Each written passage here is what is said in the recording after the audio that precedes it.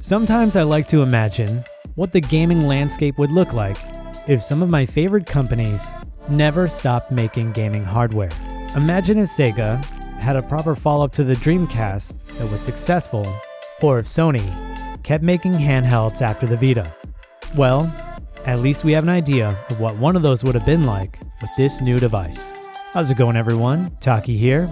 This is going to be a first impressions video on the GPD Win 4. This is a device that I've been excited about ever since the renders went up for the white version that I have here. I've been testing this thing for the last few days, and it is quickly becoming one of my favorite handhelds of this year. It's also one of the few times where a company comes in and refines almost everything that I did not like about a previous product that they released. Before we jump into this one, I just want to do a quick plug to subscribe to the channel if you aren't already. I know a lot of you guys aren't, and it's an easy way to support this channel for free by allowing me to get early hardware like this, and it can also level up your YouTube account. Not a lot of people know about that last one. The GPD Win 4 comes in two colors, but this is the only one that I care about, and it's also the only one that I would buy with my own money. If you've seen some of my other videos on GPD products, you'll know that I've been asking for the company to switch up the metallic gray paint that they like to use on all of their products for a long time with no success. This handheld has been in development hell for a long time. I originally saw a picture of this thing last March when it was using an Intel processor, and I was not impressed. At the time, I called it a ghetto PSP, and I stand by that.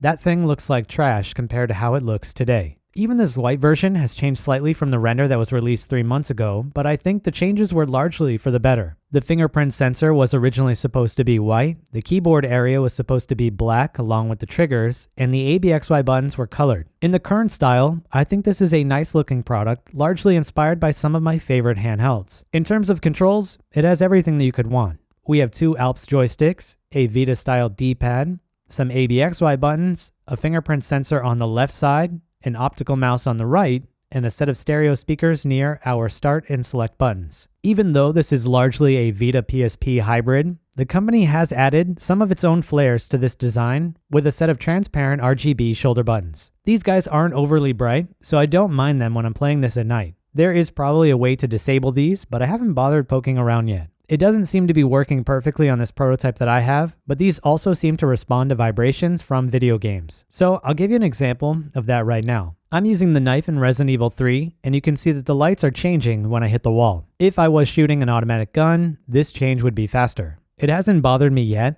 but I would probably pick an option to disable this reaction if one were available. I mentioned at the start of this video that this company improved a lot of the things that I didn't like in their previous model, so I wanted to talk about them in this section. Here we have the GPD Win 3 on the top, and the GPD Win 4 on the bottom playing the same game at max brightness. The first big improvement that's going to be obvious to you is the change from the 5.5-inch screen to a 6-inch one. Beyond this, we also went from a 720p panel to a 1080p one. The 720p screen made a lot more sense with the older Intel processor, but this new Ryzen one has a lot more power, so we'd really want at least a 1080p panel to go with it. I want to put some of the other specs on screen now so it's easier for you to reference some of the changes that are under the hood. The improvements to the Win 4 really allows this device to take advantage of the better processor. On top of having this new screen, you can see that we also have smaller vertical and horizontal bezels. Just based on what I'm seeing here with the naked eye, screen quality also seems to have been improved. I wasn't a big fan of the colors or the color temperature in the Win 3 screen, but this one has kind of blown me away since I first took it out of the box.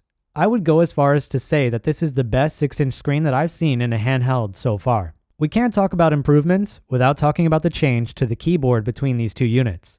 As you probably know, the Win 3 used a touchscreen keyboard with vibration as you pressed a key. It was a pretty bad experience, but this new one goes back to the physical style that we had in the GPD Win 1 and the GPD Win 2. When I used the Win 3, I almost never opened up the screen to use these keys because I hated them so much, opting instead to use the touchscreen keyboard in Windows. Whenever I need to use the keyboard on the Win 4, I always open this thing up to use the keyboard because the typing experience is pretty good. Another thing that I want to emphasize is the fact that our new device is a little longer than the original one, but we did gain something from that. On the Win 3, you can see the buttons go right to the edge, and the experience using them wasn't that great. The updated model gives us a bit more space from the edge of the button to the edge of the device, and this improves ergonomics.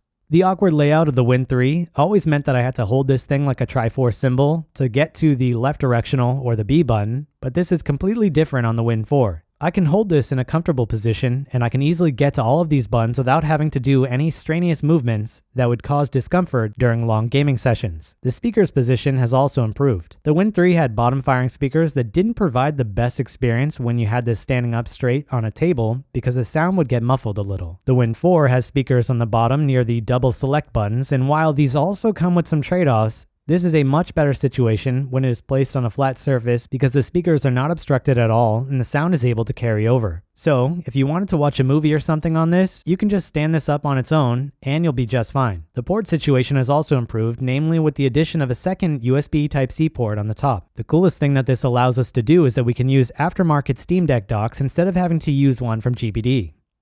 This is a little thicker than a Steam Deck, so it won't fit all the way in, but it's still cool, and there are a lot of these docks that are super cheap to pick up. The final cool improvement that I like is the new optical sensor that we have here that acts as a mouse. I like this because it allows me to not have to switch to mouse mode as often.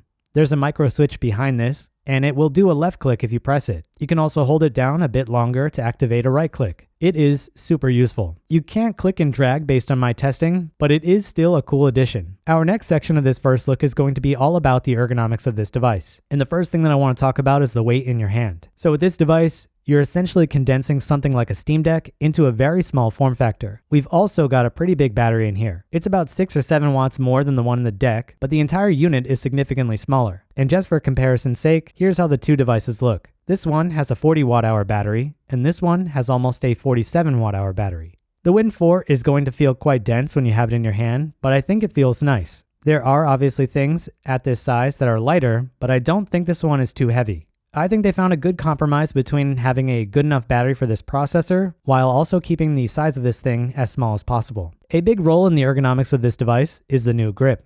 My first impression of this is that it's quite good, especially compared to other Win devices. If you look at the side view, you can see that we have a small grip here. It probably would have been better to go with something that's a bit bigger than this, but I think this is much better than the flat mound that they went with on the device before this. This thing is definitely not a grip, and at least this thing has some kind of semblance to an actual grip and feels good in the hands. When you're holding this while you are playing your games, this is easily my favorite device from an ergonomic standpoint that this company has made. The rounded edges here meet this kind of silver rail, and there are no rough points between the front and the back shells. I can rest my fingers on the back near the back buttons, and I can easily access all of the face buttons and shoulder buttons without having to do any large movements with my hands from their resting position. The buttons are also decent on this. We have the standard D-pad that they usually add to their products. This doesn't feel exactly like a Vita D-pad despite the resemblance, and if anyone tells you it's an exact copy in terms of feeling, then they don't know what they're talking about. It looks exactly like one, but it doesn't feel exactly like one. For the most part, however, this thing is going to be perfectly adequate for any kind of game that you are going to play.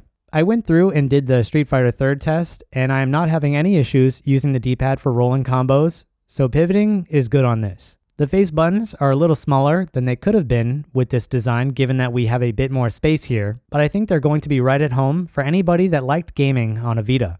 The shoulder buttons also feel good. I like the rubber switch that they're using under the R1 and L1 buttons because it adds some cushion to the click and it bounces back well. The R2 and L2 triggers are analog and they have a decent amount of travel to them that I am enjoying. I also want to touch on the weight distribution of this device.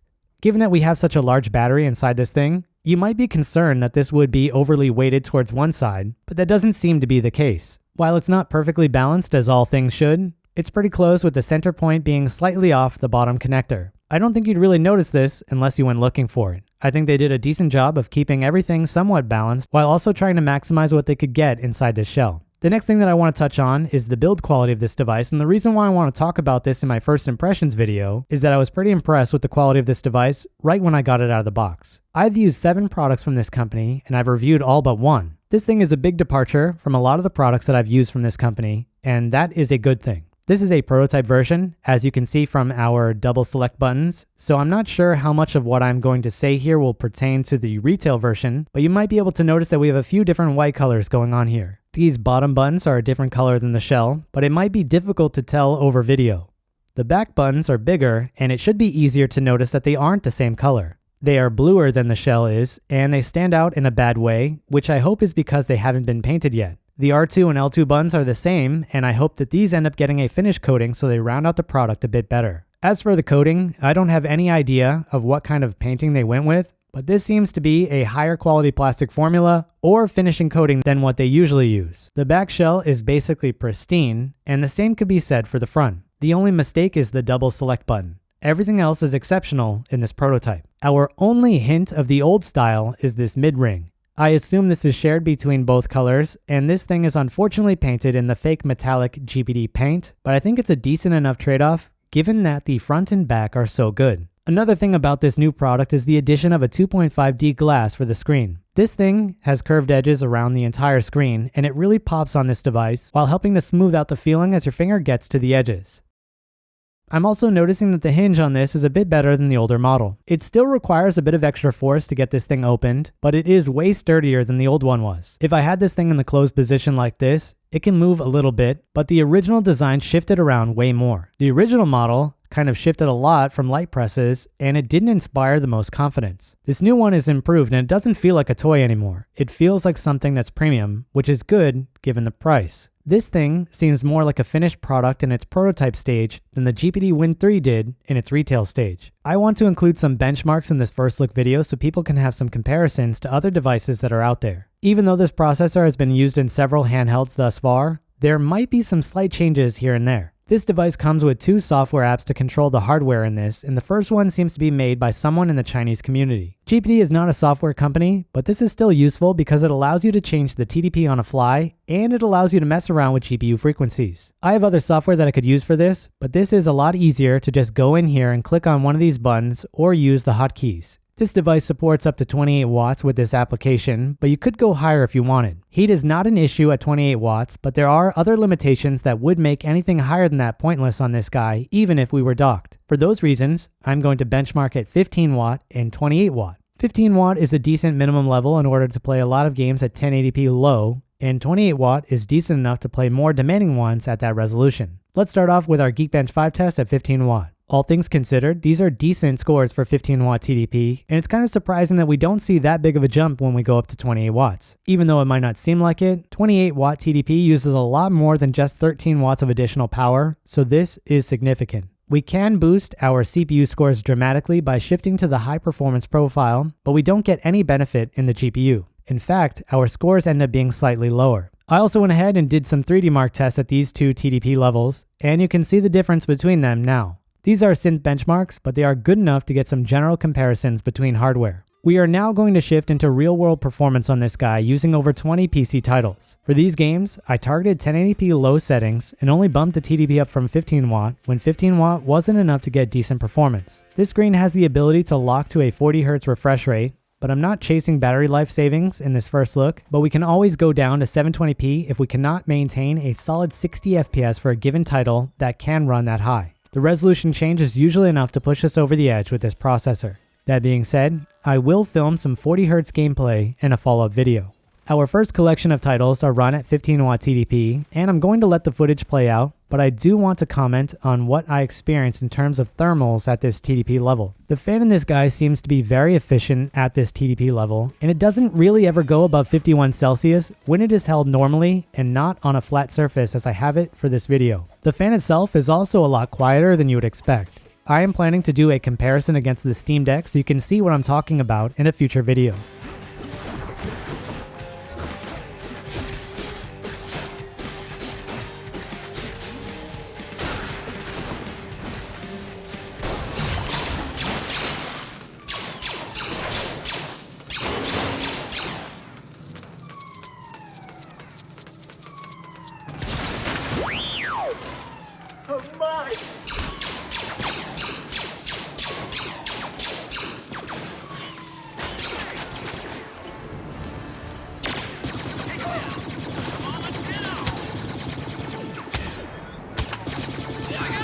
You're doing well.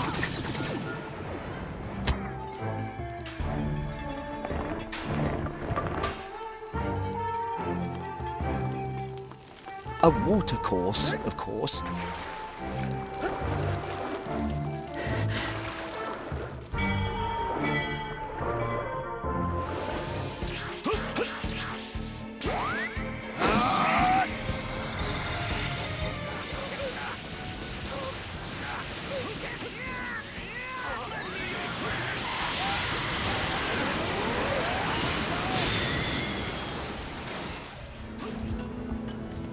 like the sound of that.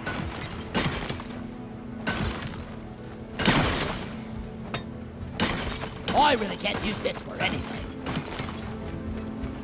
Our second collection of titles are run at 28 watts EDP, and our temperature is going to go up slightly, but the fan isn't that bad even this high. Our resting temperature seems to be around 65 Celsius for this level, and the device doesn't feel that warm to the touch. The only heat that I'm noticing during this first impressions video is on the right side, and I think the shell is probably around 40 to 42 Celsius if I had to guess without using a thermal camera. They are doing a lot better than I thought given the size of this thing.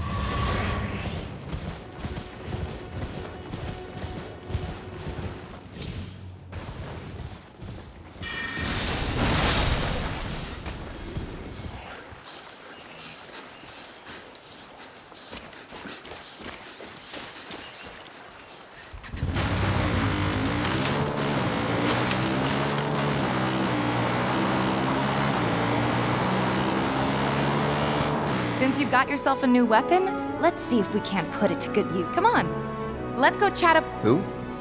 The guy who tracks all the... Ah, that was definitely a cat. I wonder...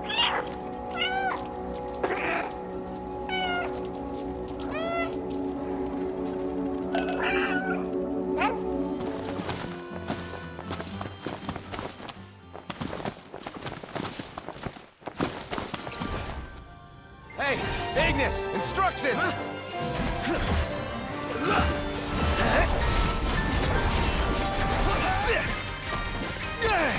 Never miss. My hand slipped. Amir, how'd you come to be in these lands? Lad, there comes a time in every man's life when he changes his name and heads north to make a new start. Oh, no. I don't think so. I mean, I think it used to. But not as much anymore. What is that? Well, being out here with you makes me feel more...